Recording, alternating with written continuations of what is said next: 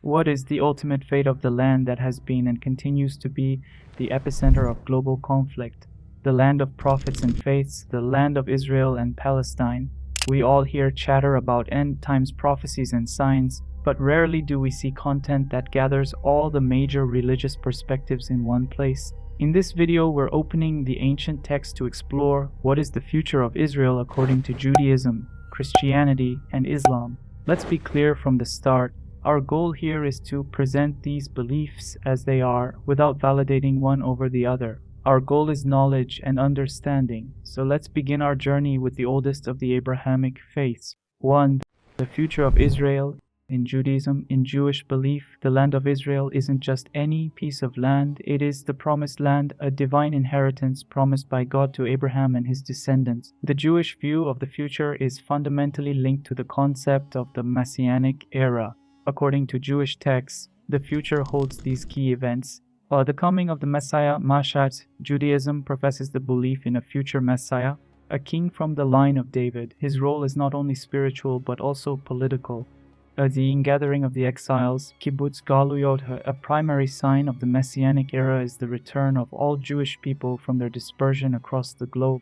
They will be gathered back to the land of Israel. The rebuilding of the third temple. Upon the Messiah's arrival, the temple in Jerusalem will be rebuilt for the third time, becoming a center of worship for the entire world. An era of universal peace, Olam Ha-Be. Following these events, an age of global peace and justice will begin. All the nations of the world will recognize one God and live in harmony, with the Messiah reigning from Jerusalem. Wars and conflicts will cease to exist. In short, the Jewish perspective is one of profound optimism for Israel's future, envisioning it as the spiritual and political center of the world in the end of days. The future of Israel in Christianity. Moving to Christianity, the view of Israel's future is complex with various interpretations.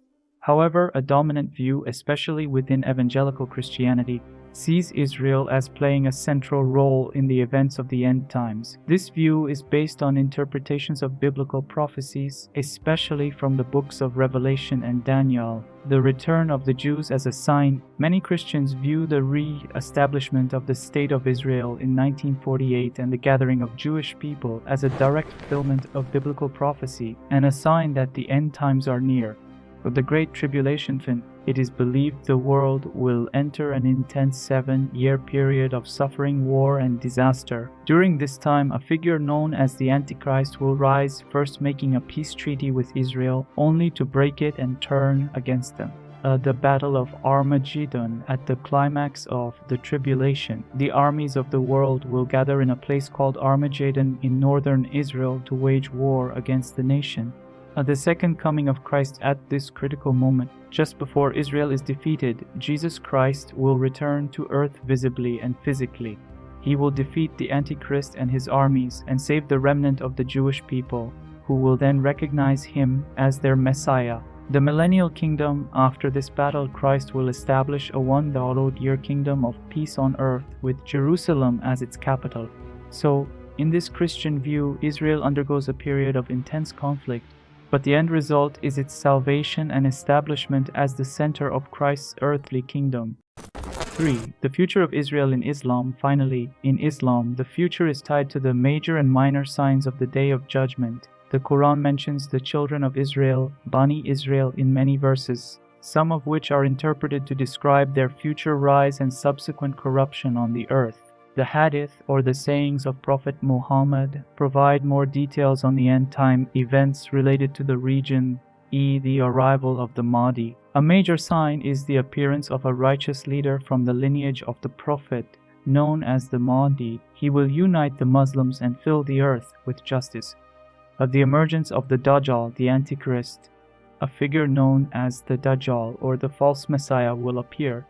He is considered the greatest trial for humanity and will be followed by many, including, according to some narrations, the Jews of Isfahan. His base of operations will be in the Levant region.